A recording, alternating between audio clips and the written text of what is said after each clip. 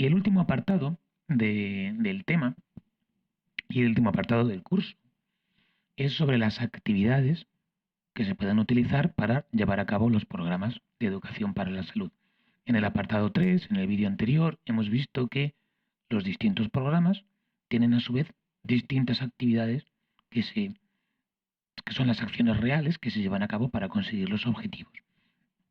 Entonces, las actividades son esas acciones concretas que se desarrollan en los programas para ir consiguiendo los objetivos específicos en busca del objetivo general que tiene cada uno de los programas, que es uno de los objetivos de cada una de las líneas directrices del plan. ¿Vale? Si daros cuenta, el amatrioscamiento, ¿vale? Muñecas rusas metidas una dentro de otra que vamos logrando hasta conseguir nuestra meta ideal de nuestro plan. Entonces, es una actividad en la que tiene dos componentes. Una actividad, perdón, tiene dos componentes. El contenido y el método. El contenido es lo que quiero transmitir y el método es la forma de hacerlo. Entonces, el método tiene que estar acorde con el contenido y acorde con el perfil del público objetivo. ¿Vale? Mi forma de hacer tiene que estar relacionada con lo que quiero contar y con a quién se lo voy a contar. Yo no puedo hacer un debate con niños de primaria, o no puedo hacer un juego de rol, o sí que puedo, pero bueno, con ancianos de 90 años. Todo tiene su adaptación. Entonces, las actividades hay muchísimas y se pueden clasificar desde muchos puntos de vista. Yo puedo clasificarlas según el número de personas al que va orientada, individuales, grupales, comunitarias, etc. Cuando van a un individuo, a un grupo o a la comunidad completa, ¿vale? Por si no se quedaba claro. Según la relación entre el educador y el receptor, unidireccionales o bidireccionales, solo habla uno o hablan los dos. Según la cercanía entre el educador y el receptor, directos cuando hay cercanía, indirectos cuando no la hay. Vamos a clasificarla nosotros de la siguiente forma. ¿Vale? Vamos a ver unas cuantas y le vamos a clasificar en dos grupos. Métodos directos, métodos indirectos. Método directo cuando hay una cercanía entre el educador y el educando. Métodos indirectos cuando hay una separación entre ambos, bien de distancia, bien de tiempo. ¿Vale? ¿Cómo sería este vídeo? Este sería una distancia en el tiempo, sería indirecto. Aunque un poco directo porque existe la posibilidad de comentar en un vídeo, ¿no? Pero bueno, no deja de ser como desfasado en el tiempo. Dentro de los métodos directos vamos a ver dos. De carácter expositivo, cuando el público es pasivo, ¿vale? Simplemente escucha. De carácter participativo, cuando el público participa activamente. ¿Vale? Entonces, por ejemplo, esto que estoy haciendo yo ahora es dar una charla a través de internet, ¿vale? Pero es una lección magistral que vamos a ver ahora de carácter expositivo con público pasivo o ligeramente pasivo, porque podéis comentar como os estaba diciendo. Cuando lo hago en clase es participativa, porque podéis hablar tranquilamente conmigo y la cosa va variando. Dentro de las actividades directas expositivas, la lección magistral es la forma más clásica de actividad educativa, es la clase. ¿Vale? Un educador transmite una información a un grupo de oyentes que escuchan. Entonces, esto es muy eficaz, aunque tiene sus peros, ¿vale? Pero para ser eficaz tiene que no ser demasiado larga, ¿vale? Más de 45 minutos. Daros cuenta que hablamos de charlas de educación para la salud, no una clase en un instituto, ¿vale? Es otra cosa, es como un trabajo, no tiene nada que ver. Entonces, una charla superior a 45 minutos la gente empieza a desconectar. Incluso yo diría que antes, esto es como de manual, pero 45 minutos a piñón alguien hablando y tú escuchando, ya puedes estar interesado. Y la estructura interna tiene que tener también una coherencia. Introducción, contenido y conclusiones. Y tiene que estar muy bien estructurada si es larga. Entonces, el educador, si es bueno, tiene que estar atento a las señales de los oyentes que se están aburriendo, que se están despistando, que les interesa más una cosa, que les interesa más otra. Entonces te vas desviando, te vas adaptando a la situación y vas regulando el ritmo de la exposición. Incluso puedes hacer un descanso. Es un buen método para transmitir información. Cuando el público ya viene interesado, se transmite muy bien. Pero si el público no está muy en lo que debe estar, es muy fácil que se pierda mucha información por el camino. Un debate es otra forma expositiva, pero en vez de haber un ponente hay varios. ¿Vale? Varios expertos exponen sus puntos de vista, obviamente distintos o con distintos enfoques, sino contradictorios, ante un grupo de oyentes. Estos pueden o no finalizar los debates con un turno de preguntas. Si hay un turno de preguntas, se hace participativo. Si no, seguiríamos en el pasivo. Un debate tiene que tener unas ciertas características. Un debate siempre tiene que tener un moderador, que tiene que centrar, tiene que conducir la conversación y tiene que extraer unas conclusiones al final. Es fácil que entre los miembros que participan en un debate vayan cogiendo unas derivas las conversaciones que empiecen a perder de vista el objetivo. ¿Vale? Bueno, pues el moderador tiene que ir recentrando la conversación. Resume, conduce, ¿vale?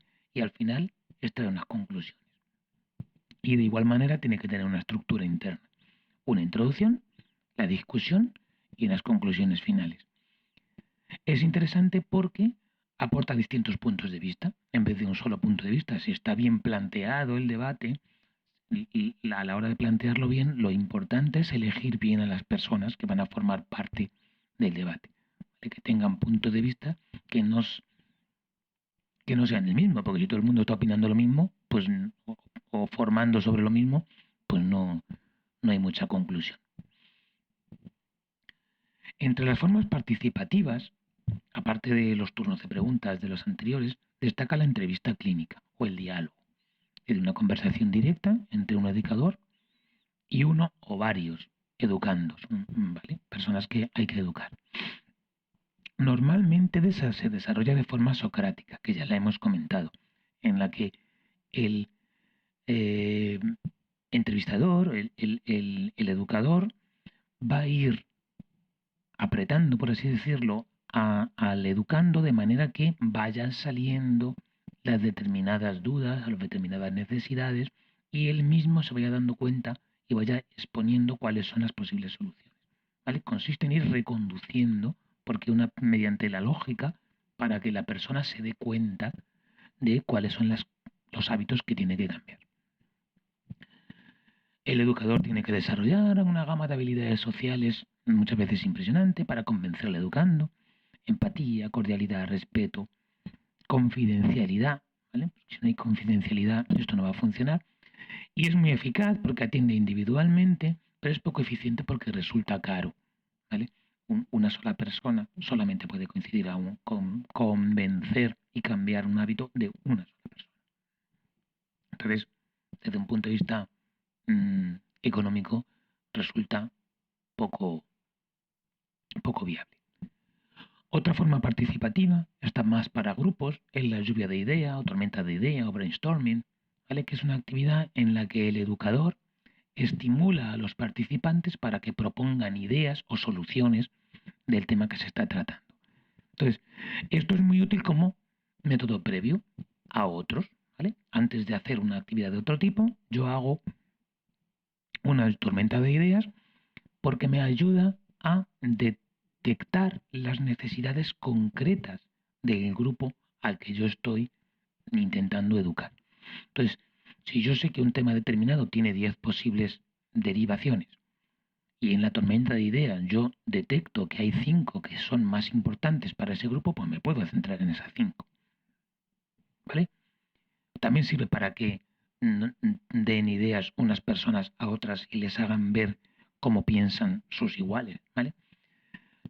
Por contra, puede ser caótico. Si no está bien estructurado y un grupo es muy grande bueno, pues se puede convertir un poco en una jaula de grillos. Una tercera forma, después de la entrevista y de la lluvia de ideas, ese es el seminario.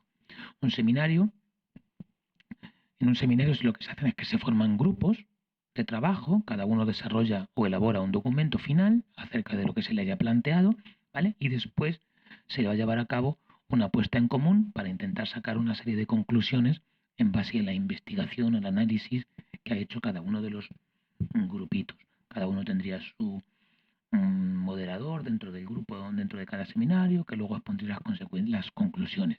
Nos serviría el diagrama de Gantt o el de redes que hemos visto antes, ¿vale? Sería, por ejemplo, eso sería el planteamiento de un seminario. Por último, dos actividades dinámicas dentro de las participativas, el juego de rol, en la que los participantes simulan personajes definidos con antelación en situaciones conflictivas y motivadoras.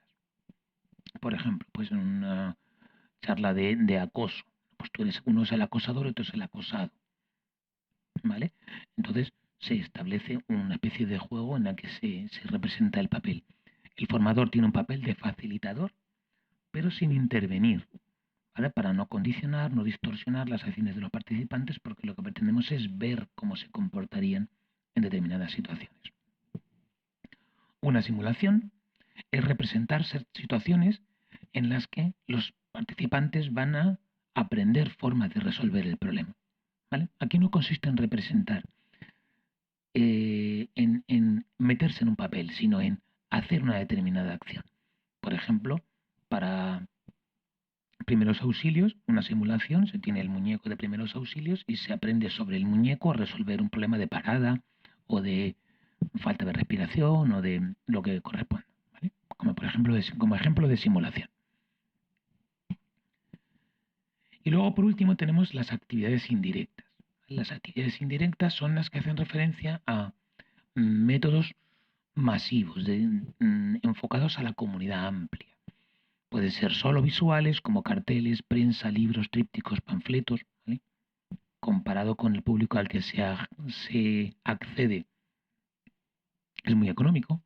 Audiovisuales, como la televisión, el internet, el cine. Auditivos, como la radio, ¿vale? Entonces, desde las antiguas news, que muchos no las conoceréis, ¿vale? Y las listas de correo, que era una forma de comunicación por internet previa incluso a los foros y casi a la web, ¿vale? De comunicación en la que se mandaban una especie de mensajes que se podían recibir mediante programas de correo, a las actuales redes sociales móviles como Twitter, Instagram, Facebook, un poco ya suena viejuno, pero o Twitch o TikTok, ¿vale? El potencial de Internet es tan grande, tan grande, tan grande que ha absorbido a lo demás. No lo ha anulado, pero ha cogido un protagonismo exagerado. Internet suma a, a lo masivo, al método de masas, la bidireccionalidad. Es decir, en la prensa, en la radio, en la televisión te cuentan cosas y tú simplemente eres pasivo. Aquí eres activo, hay bidireccionalidad, tú también participas, ¿vale? Además es inmediato, además está personalizado. Esto es un arma de doble filo, ¿vale? Tiene su parte buena, pero tiene su parte mala, ¿vale? Y como tal hay que aprender a gestionarlo. Y ya simplemente para terminar, una tabla en la que podéis ver, orientados por grupos de edad, distintos campos en los que se pueden hacer programas de educación para la salud. ¿Vale? En adolescentes, sexualidad, anticoncepción, enfermedad de transmisión sexual, drogodependencias, otras adicciones, problemas psicosociales, trastornos alimentarios, seguridad vial, ocio y tiempo libre, publicidad y consumo. En adultos, automedicación, estrés y ansiedad, salud laboral, hipertensión, sexualidad, nutrición y obesidad, síndrome del quemado en el trabajo, ocio y tiempo libre. Las mujeres, embarazo, parto y puerperio, lactancia, planificación familiar, climaterio, cáncer de mama, violencia de género, sexualidad, ocio y tiempo libre. En ancianos, vacunaciones, dependencia, autocuidado, alimentación y desnutrición, agudeza sensorial, tanto visual como auditiva, actividad física, salud mental, ocio y tiempo libre. Es decir, multitud de campos que tienen que ver con actividades, con acciones, con hábitos que tenemos en función de grupos de edad o grupos de poblacionales, sobre los cuales se puede trabajar para cambiar costumbres que perjudican nuestra salud o para cambiar costumbres para que mejoren nuestra salud. ¿Vale? Bueno, y con esto terminamos estos meses de clases de atención, de promoción de la salud y de apoyo psicológico al paciente.